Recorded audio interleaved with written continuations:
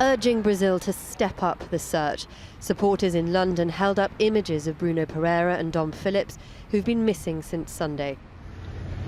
Brazil only deployed soldiers to search for them on Wednesday, and their families fear precious time may have been lost.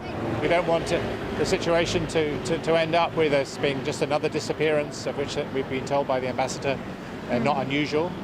And we think it's necessary that journalists should be able to go to places like this and tell the story of the people there without having their lives threatened in a way that seems to be the case at the moment. Bruno Pereira is a leading Indigenous rights worker and former civil servant. Dom Phillips is a British journalist, currently writing a book about the uncontacted tribes of the Amazon. They were travelling deep into the rainforest to interview Indigenous communities about the attacks they are coming increasingly under.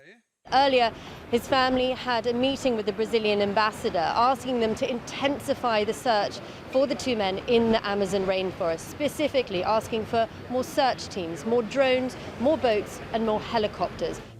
They were last seen heading by boat to the town of Atalaia do Norte, but never arrived.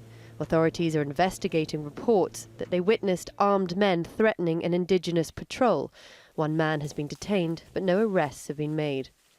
The region is under threat from illegal fishing, mining and logging, which has increased under President Jair Bolsonaro, who appeared to blame the men for their own disappearance. We know in the middle of their journey they met two people who the federal police already detained. They are being investigated. But really, two people in a boat in a region like that, completely wild, it is not a recommended adventure. Everything can happen. An accident, they might have been executed. Everything can happen. Charities say Brazil is one of the most dangerous countries in the world for defenders of Indigenous communities and the environment. They were spending a lot of their time trying to shine a light on the very difficult and tense situation.